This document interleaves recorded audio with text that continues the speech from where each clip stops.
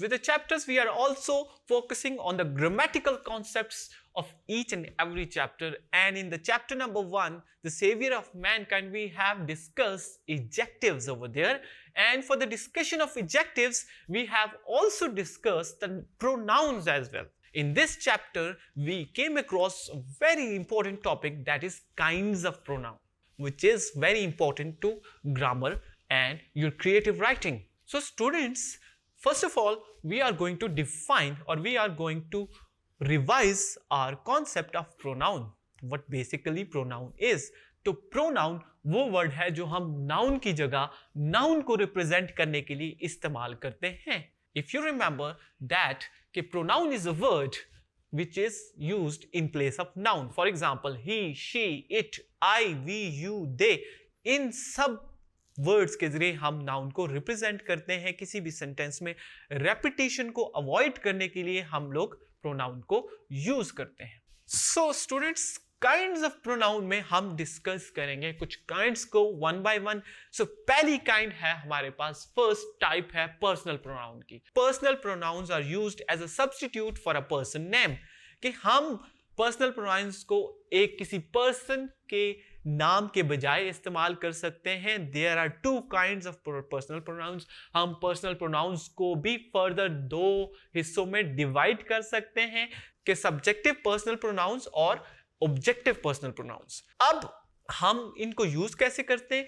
तो students, we can use a personal pronoun as a subject and as well as an object in a sentence. So students, let's see the examples of personal pronouns. First of all, let's see personal pronouns as a subject in the sentence. As a subject हम I, you, he, she, it, we, they, इन सब को हम किसी भी sentence में as a personal pronouns with respect to subject use कर सकते हैं. For example, यहां पे जो बोल्ड वर्ड्स हैं सब सेंटेंसेस में एज अ सब्जेक्ट यूज किए गए हैं. अब स्टूडेंट्स, सब्जेक्ट बेसिकली होता क्या है? सब्जेक्ट हमारे सेंटेंस में वो चीज होती है या वो एस्पेक्ट होता है जो कि काम कर रहा होता है, जिसके जरिए काम किया जा रहा होता है. For example, he is writing a letter. तो यहां पे द वर्ड ही जो है ना वो काम को कर रहा है, वो राइटिंग कर रहा है लेटर को, तो it means the word he is subject. Similarly यहां पे कुछ एग्जांपल्स देखते हैं. They went to the stores. यहां पे जो दो बोल्ड वर्ड्स हैं जो मैंने आपके लिए बोल्ड किए हुए हैं, ये सारे के सारे हमारे पास पर्सनल प्रोनाउंस हैं विद रिस्पेक्ट टू सब्जेक्ट. यहां पे वो लोग स्टोर में गए, इट मींस के काम जो है वो इन लोगों के जरिए हो रहा है, तो इट मींस ये सब्जेक्ट हैं. बट सब्जेक्ट क्या है? ये सारे के सारे प्रोनाउंस हैं. यहां पे किसी भी बंदे का स्पेसिफिक नाम कोई यूज नहीं किया होगा. I don't want to leave, he runs a great shop in town, you can't leave either. So students, इन सब एग्जांपल्स में पर्सनल प्रोनाउंस को एज अ सब्जेक्ट यूज किया गया है. सो स्टूडेंट्स, चलिए देखते हैं कि as a object personal pronouns कौन से हैं और उनको हम कैसे एज अ ऑब्जेक्ट एक सेंटेंस में यूज कर सकते हैं. इसको देखने से पहले first let's define what an object is.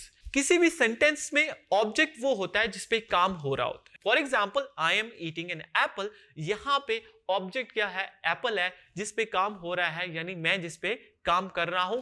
आई क्या हो गया? सब्जेक्ट, और एप्पल क्या हो गया? वो ऑब्जेक्ट हो गया. लेट्स सी कि प्रोनाउंस कैसे जो हैं वो ऑब्जेक्ट हो सकते हैं. As a object of the sentence they are me, you, her, him, it, us, them. ये सारे के सारे एग्जांपल्स एज अ ऑब्जेक्ट के हैं जो हम प्रोनाउंस को यूज कर सकते हैं. अब हम इनकी कुछ सेंटेंसेस में एग्जांपल्स देखते हैं. सेम उसी तरह बोल्ड वर्ड्स में हमारे पास as a object personal pronouns use होंगे. Please don't sit beside me.